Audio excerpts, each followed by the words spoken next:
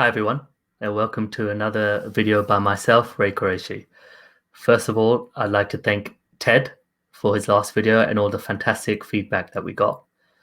And the great guests don't stop coming. So we're going to go now to someone, if you like, who's FPL royalty, really good guy, and is actually a Manchester United fan. So we have Abdul Rehman, aka FPL Salah. Assalamu alaikum. How are you? Walaikum salam. I'm good, bro. How are you? I'm very good, man. I'm very good. I've been sending out the pigeons. I've been sending out faxes, everything to get Abdul, and finally had a little bit of time. So I really appreciate it, man. But before we go, really appreciate it. But first of all, I'm gonna make you blush a bit under the magnificent, glorious beard you had. But there are a lot of class FPL content creators there, man. But for me, you're the most premium, man. You're honest. You write brilliantly. I don't message you too much. You're the only one I DM, but when I DM, you always come back with honesty. So I appreciate it, bro. Just keep it up. Oh, you're welcome, man. Thank you. Thanks. So no, go on. Sorry. No, I was saying thank you. I'm trying to see how red I can get you under the beard. So, like all my other guests, people like Ted and other previous ones I've had as well. It's about finding out the football fan, because before we loved FPL, we loved football. So we're going to try and get into Abdul, the Manchester United fan, man. But before we go on that, who is Abdul? Tell me a little snippet about the man. Well, nothing exciting really. I'm married, 2 kids. I work in marketing, so I'm a marketing executive for, and I kind of deal with kids magazines. So I look after the subscription side of things. So yeah, I've got like a marketing background. My parents I'm Pakistani originally, but I was born and bred in Scotland, and as you can tell, as you've said already, I've supported Manchester United. Have done since I can remember. I know some people probably find that a bit surprising because I've got FPL Salah as my nickname, but we can get onto that as well. Brilliant. There was a funny story. So I reached out to Abdul, oh my God, maybe 2 months ago. And I said, let's talk about your history as a Liverpool fan. And he said, funny story. I'm not a Liverpool fan. I said, okay. So that transitions brilliantly to history of a United fan. How did you become a Manc? I mean, being up in Scotland, obviously I follow my local team as well, which is Dundee United, but I mean, because the English league is so kind of prestigious and popular, and kind of, I think pretty much everyone. I mean, a lot of Scottish people have got English teams that they support as well. But for me, honestly, I just remember it. I just remember it was one of the first teams I watched, and I really liked the way they played. I mean, I think I was around about 3 years old. I think early 90s. And then I just started watching them, and I just thought, you know what, this is a team I support. I mean, maybe it was because they were always winning and there was always on TV, but I was a kid at that point, so like, I don't think you can class me as a glory hunter, because we're not gonna have that. But it was just a team that I first started watching, and it may well have been because they were always winning, the reason I supported them. But obviously, following them from when I was young age, I just stuck with them, and so pretty much that's it. And then obviously got great memories of United through the 90s, and the Fergie years, and when I remember Cantona. I remember obviously, but my most enjoyable kind of era was when it was like Rooney, Ronaldo, that era, and just kind of Beckham gigs and all that. So kind of late mid 90s to early 2000s. When you pick a team, or the team picks you, I like to say, you usually attach yourself to a player. Was there a player that was just like, oh my God, I need to support the team because of this player. This player reminisces with me. Did you have one of those? I mean, when I first, in the early days when I was younger, I loved David Beckham. I mean, I just thought he was like the coolest guy in the world. with his middle shade and the way he took his free kicks and the way he just have Wow. that swagger about him. He was a pretty cool guy, especially for somebody so young at that time. So that was one of the first players that kind of that really kind of it attracted me to United as well. And he was probably my favourite player. But I think overall, my favourite player for United has been Wayne Rooney. I just love him as a player, and how good he was. He was like phenomenal. What's your earliest memory of Manchester United? Because you gave me a concoction of memories. So was there one moment that you're like, oh my, like your earliest memory of them winning a goal or anything like that?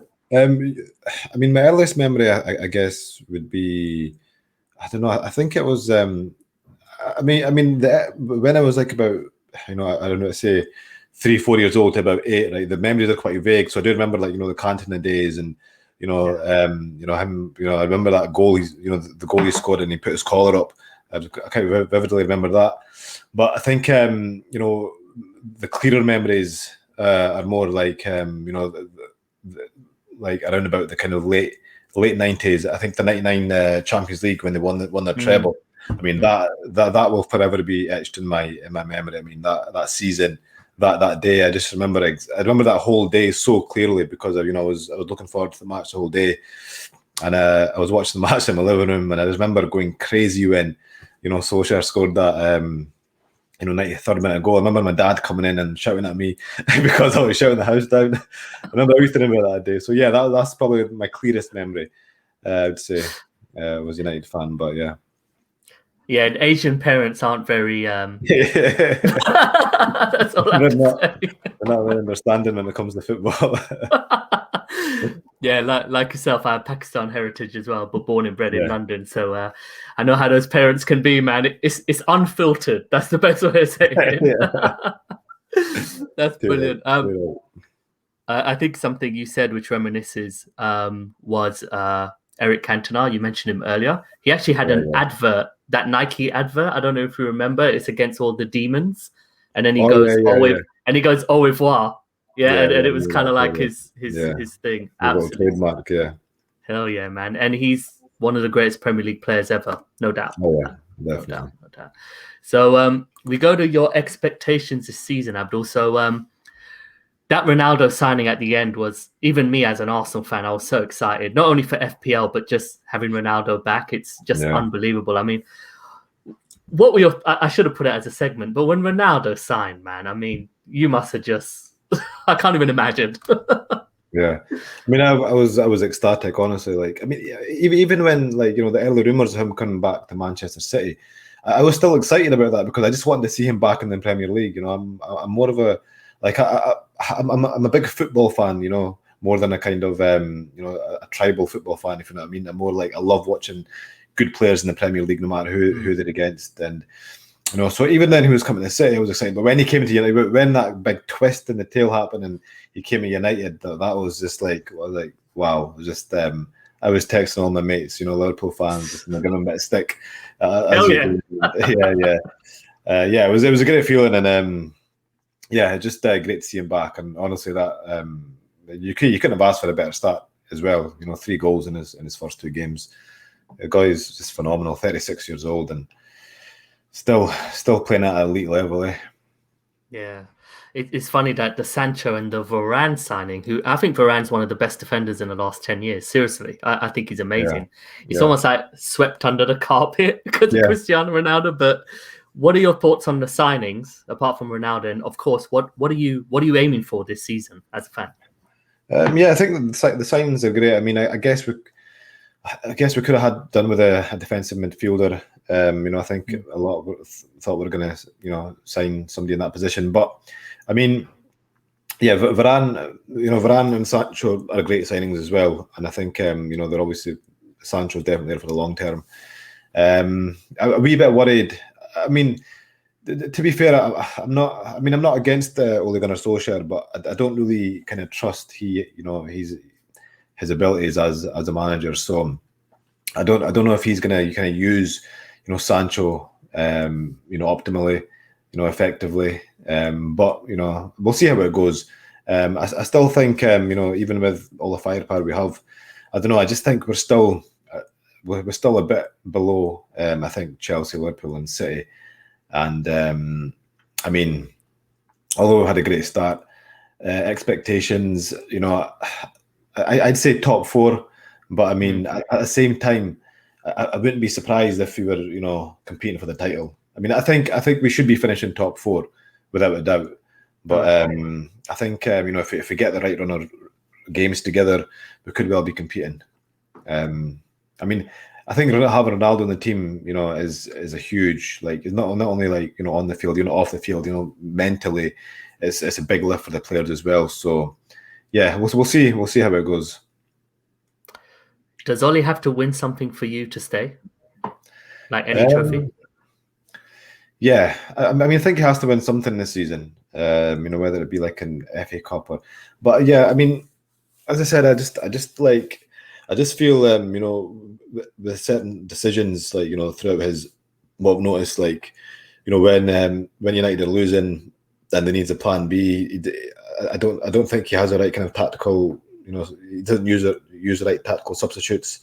And I think he doesn't. I think it's okay when the team's winning and they're doing well and he looks well, but when the chips are down, I haven't really seen anything from him yet, personally. So I'm not his biggest fan, but I'm not one of those where I want him out. I give him every chance to kind of prove his worth. But yeah, if Conte came knocking tomorrow, I'd take him in a heartbeat. Me too. Us all the way in London. Yeah. I spoke to a few Man U fans and a couple that work within the club as well. Mm-hmm. And they said that he was brilliant at bringing stability within the club, which I agree with. He's been backed. Definitely this summer, there can't be any arguments there. But has he reached his plateau? Has he reached his ceiling, do you feel, Abdul? Like, can he go further than Champions League qualification to actually win the big trophies at the Premier League and the Champions League? Do you think he's got it in him? Yeah, I mean, I definitely agree with the stability. I mean, I think he came in at a time where it was quite turbulent, and he did bring a lot of stability. And because he was a bit of a club legend, a lot of players looked up to him. And so, yeah, I mean, fair play to him. He did bring that, and he did. But yeah, I think in terms of him plateauing, I think it's a fairly good point. Yeah, I mean, I don't. I mean, when you look at managers like Klopp, Guardiola, Tuchel, I mean, he's not on.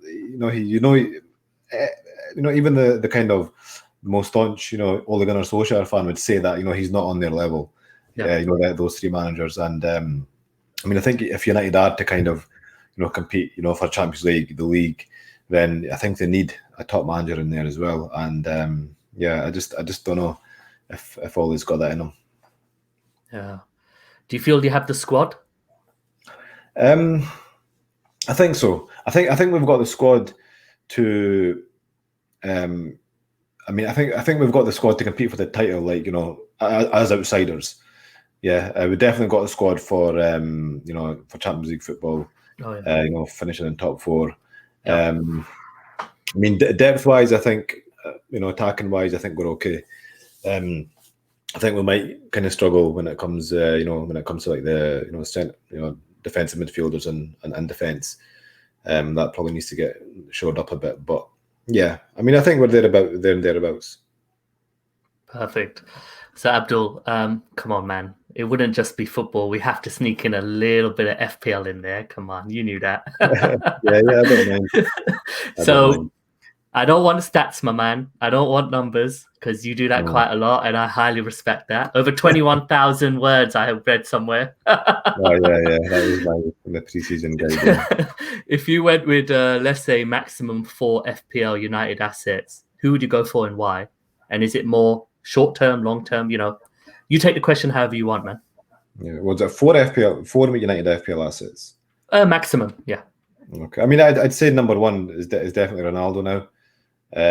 He's pulling. He's pulling. He's like the spearheading that attack, and he's going to get the most chances in that. In that United team.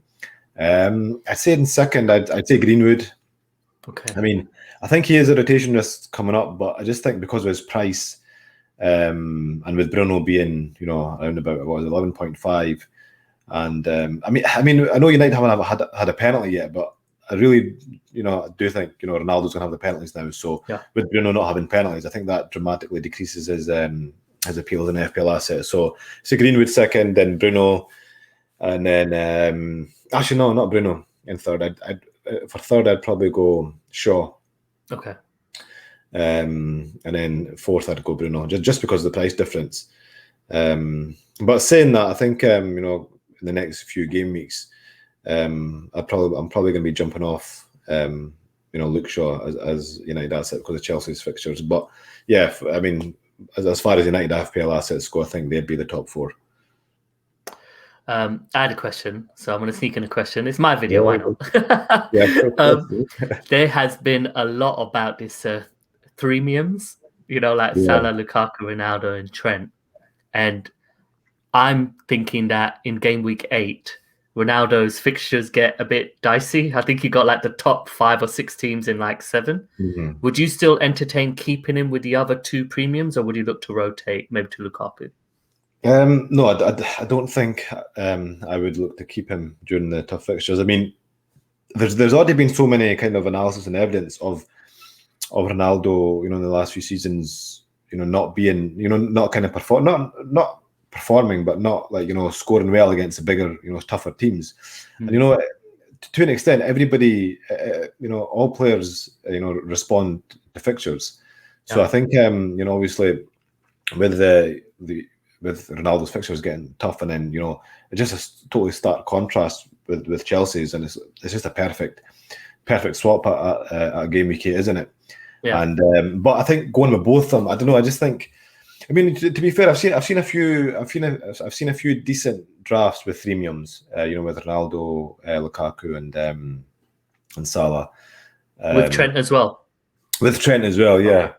Just because, I mean, now we've got Sarr, we've got there's Odegaard and Benrahma, who are mid-price midfielders, but I don't think relying on them over the long term is wise, and I don't think it'll work. Maybe if it's for like a short burst, probably, but I mean, I think holding Ronaldo from game week 8 onwards, through those tough fixtures, I don't think it's going to be value at all, because you're not going to captain him for most of those games. It's going to be Lukaku or Salah. So you'd much rather kind of spread that cash. You can have you've got the likes of Bamford, you've got Jimenez, you've got DCL, Antonio, you've got so many mid-price forwards that it's probably not going to be value at all to go with that threemium kind of template. But yeah, so it's not for me. But I mean, I know a few who are quite keen on it. So you're more of like a spread your bets kind of guy rather than go bang on, because when you're in Ronaldo for that fixture, you're like all in, isn't it? If you're going to go, I mean, it's just playing the fixtures really, and that's it. And then I think when you're looking at your premium assets, you need to bring in the ones who you're going to captain, quite often. Yeah. And with Ronaldo, from game week 8 onwards, I don't see me captaining him at all. So yeah, I mean, it's going to be tough getting rid of him. Especially if he carries on scoring at the rate he does. He's gonna, man. Come on, he's gonna score like 7 goals in this run. Yeah. I mean, you never know, but yeah, I mean, I'll probably still do it regardless of how he scores, to be honest. Because Lukaku, I mean, you're forgetting Lukaku's a premium option as well. With 1 million less, and he's got a higher assist rate than Ronaldo as well. So yeah, very, very able replacement. Fantastic. And with that 1 million, you could get in Rudiger rather than White, for example. You can exactly. No, exactly. That 1 million will come up trumps. Fantastic. Brilliant. I'll make sure to cut that part, man, and segment it, because people are going crazy on Twitter Spaces regarding threemiums. Abdul, they're going mad. I'm hearing Gallagher, Odegaard, all these players. I'm like, wow, that's a lot of faith you're putting in Damari Gray. Exactly. Yeah, that's the thing though. These types of players, they'll perform maybe over a little burst, but they're not going to be consistent. Yeah. And I just think over a kind of longer period, I don't think it's going to be optimal. I don't think it's going to work. Fantastic, Abdul. So we'll get to the next part of the show, which is. So I had a very easy question for Abdul, which was, who in the world's your ultimate 11? So I asked him, I think, Thursday last week, and he said, bro, I need a few days. I need to think. And I said, I know you do. I know you do. And I was also thinking as well, because out of all the teams, including Arsenal's unbeaten 11 and all that unbeaten season, Manchester United have had the best players in the Premier League. So I'd like you to rattle on about your team, man, and if there's any specific players or positions that you struggled with. So the floor is yours, man. Yeah, no, I struggled quite a bit with this one, Ray. But yeah, so I told you as well. This like kind of my all-time 11 is basically from when I started watching football, when I started watching Man United. So obviously you've got likes of Bobby Charlton and George Best, who I never seen play. So they might be in somebody else's, but this is from my kind of era. So yeah, so Schmeichel obviously I think is a no-brainer. I think Evra, I've seen a lot more of him than Dennis Irwin. I think a lot would have had Dennis Irwin in there as a left back, and then I think Vidic and Ferdinand were one of the best centre back pairings in the history of the Premier League. So agree. Great. Gary Neville again, solid. A fantastic right back, great professional. He's not appreciated enough. He's not. He just isn't. He's not. He's just so underrated, and I think it's just because I don't know why. Maybe because of how he was, while he was playing as well. He was a bit of a wind-up merchant, so maybe it's something to do with that. But yeah, very underrated, I think, and very underappreciated, but great player. Yeah. Obviously, I think on the left, Giggs, Scholes, kind of Shoeins. Keane as well, I'd probably say. I think just the way he, ability-wise, there's been a lot of better, players than him, but I just think the way he captained the team, and he was a proper leader, one of the best leaders that we've had. Obviously, I was a wee bit gutted in leaving Beckham out, but I really couldn't fit in, Ronaldo, Rooney, and Cantona, without sacrificing Beckham. So. As good as Beckham was, and as much as I liked him, I don't think he was as good a player as Ronaldo, Rooney, and Cantona. So yeah, they were the kind of three attackers. And that, again, I was really gutted in leaving Van Nistelrooy out. He was my hero.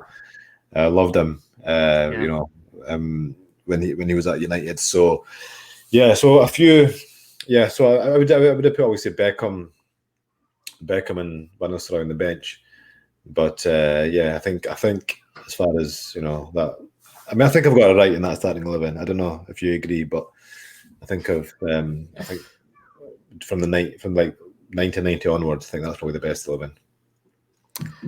I made my own, but people aren't watching because of me, Abdul. Come on. And I made a 22, and all of these 11 were in that 22. So you can't miss. You know what I mean? You can't miss, for my opinion. I mean, I was a huge fan of Dennis Irwin. I love the guy, and I was interested to see if you were going to go maybe Van der Sar rather than Schmeichel. I agree. I think Schmeichel's number 1 ever in the Premier League. Yeah. I think Van der Sar might be number 2. Yeah, I think I agree. I can't think of anybody who would,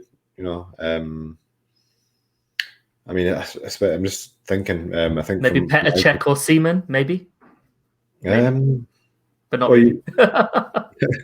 You mean ever? Oh, in the Premier League's history. Right, okay. They're amazing. Yeah. I guess Petr Cech would be up there as well, to be honest. Petr Cech, I'd probably put him in the top 5.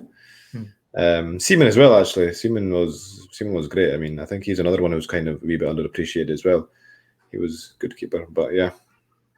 Fantastic. And before we go on, man, to the community questions, something about Ruud van Nistelrooy. So, funny enough, guys, for the people who'll watch, hopefully, I made a thumbnail, and I put Ruud van Nistelrooy selfishly because he's my favorite ever Man U player with Paul Scholes. I just love Van Nistelrooy. I think he's the best finisher we've seen in the Premier League. He gets a chance. That's it. Forget about it. And when he and Henry were in the pomp in the same team, because I was a dream team player and I have been since 2004, I always had Henry and Van Nistelrooy, and I'm just like, imagine if they played for real together. How many goals would there be? Crazy. Unbelievable. But that's fantastic. That's Yeah. fantastic. Did you see? Did you play Dream Team? Did you say? I've been playing since 2004, and I've Oh, got wow. a 1K finish and a further 3K finishes. Nice. I only started playing Yeah. that about 3-4 seasons ago, but yeah, I know that is one of the oldest kind of fantasy games. Yeah. I know it was kind of a bit of a lesser known one than FPL, but yeah. What do you think about it? What do you think about it? I mean, you know what? I think the way they had it before, where they had the kind of transfer windows, like two transfer windows a season. I think that was a lot better. I think now it's way too much maintenance, and I can't keep up. I mean, I did play it. I mean, I did start with 10 teams, but I haven't made a single transfer in any of them because it's just too much maintenance being over, like, the FA Cup, Champions League and Europa League. I think you really, really need to kind of invest time in it, and I don't have that time, unfortunately. But yeah, I guess for somebody who does have that time, I mean, it's worth playing because I think they've got around about, was it 75k? Well, we know the guy who won it. Exactly. Amazing. Exactly. So yeah. So yeah, I think you need a bit of time for that game, though. Yeah, but about that, I've never had more than one team, Abdul. I just can't do it because the maintenance is just crazy, especially if you have different templates for each team. Exactly. Yeah. So for those who need advice, I think Abdul's asking me for advice. No problem. You got to go with the big hitters that are in Europe, like Man City, Liverpool. Yeah. If you just deck into them, they just return like crazy. Yeah. So that's the way to go, man. Current rank 470. So I'm going for it this year, man. Oh, wow. Serious? What, with just the one team? With the one team currently 470 Wow. in the world. That's impressive, man. That's really Thanks, good. man. Yeah, I'm trying to beat my best of 1K. My best finish was 878. Yeah. Nice one. If I'd known that you were a big dream team player, man, I would have sent you a few DMs at the start of the season. It's never too late, man. Just DM me. Well, I probably will, man. But I think I'm a bit too late now. I've not touched any of my teams, since I started. But I'll check them later on. Actually, I might have, hit lucky, and I might be ranked about 100 for one of them or something. I don't know. But I'll have a wee look later on. I doubt it. Class, brilliant. Abdul, absolutely brilliant. Really appreciate your time, man. It's been great conversation, as I assumed it would be. So we're going to go to the community questions. So we have a couple that I had to rattle down quite a bit. So we'll go first with, can you see that okay? Yeah, I can see you fine, yeah. So we'll go with FPL Sonaldo, Andy, all the way from South Korea. So annyeonghaseyo, my friend. Really, really, really, really, really top guy. His question is, amazing guest. One of the reasons I got into FPL is because of Abdul. Yeah, I can say the same. Thoughts on Abdul's short-term versus long-term strategy in FPL? So I think really, Abdul, are you quite agile, or do you actually kind of have this is kind of like my plan, short-term and then long-term? Yeah. Do you kind of break it into segments for yourself? I mean, firstly, Sonaldo, top guy. I was on one of his spaces earlier this week, and he's a great person, and a good FPL player as well.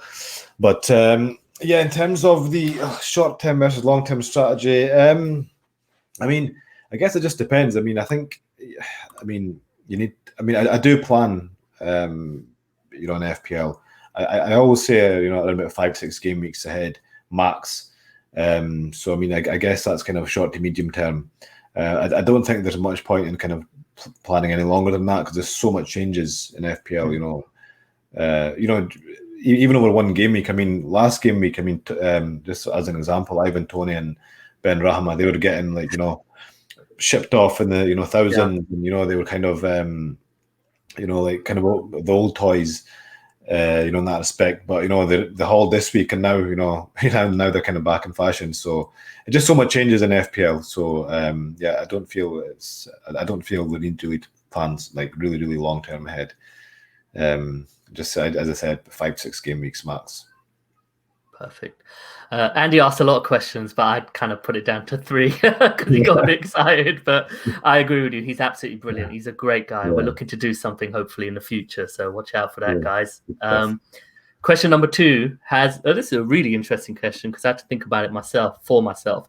Has playing FPL level up to your knowledge of watching footy?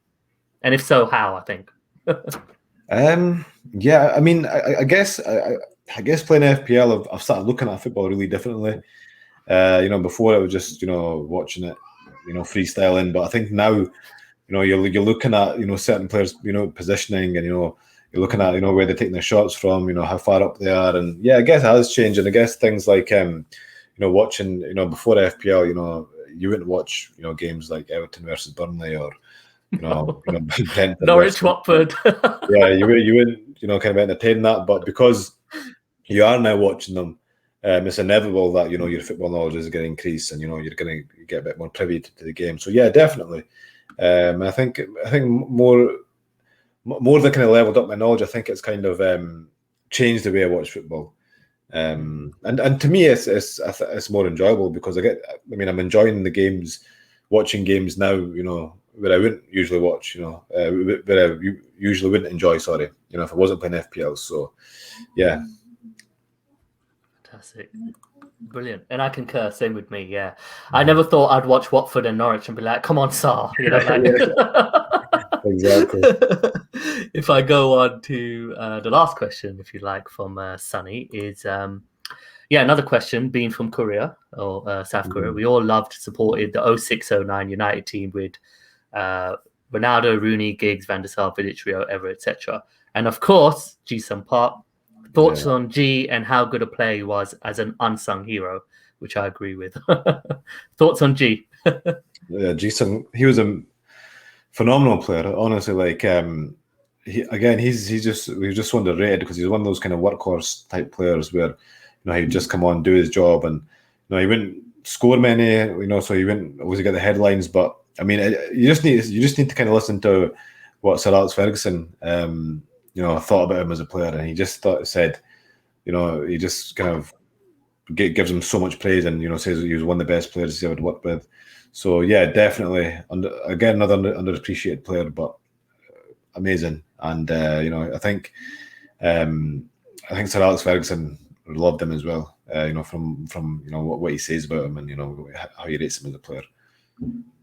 Yeah, when it was a big game, Ji-sung plays, isn't it? Yeah, he plays. Yeah. He always played. Yeah, and I think I heard Rio Ferdinand say a couple of weeks ago that Ji-sung didn't play against Barcelona, I think in 2011 when he got to the final, or 2009, one of them, because you played him 2 out of 3 seasons. And he said that for Rio Ferdinand, he said that you've got to put Ji-sung Park on Messi. Not that he will stop him, but he will make him think, because when you give Messi space, there's no better player ever. He stuck to players, he was so energetic, he would just kind of stick to them. So yeah, definitely. I mean, that would have made a big difference in that game, but yeah, wasn't to be. Wasn't to be. At least he got one, man. Something I can't say. Well, at least he got 2 during your lifetime. Yeah. So brilliant. We'll go on to Jay Stadium Sports, who is the FPL juicer for Liverpool, whilst I am Arsenal. A superb guest. Always a great listen. First, a massive thanks to your best players in FPL article.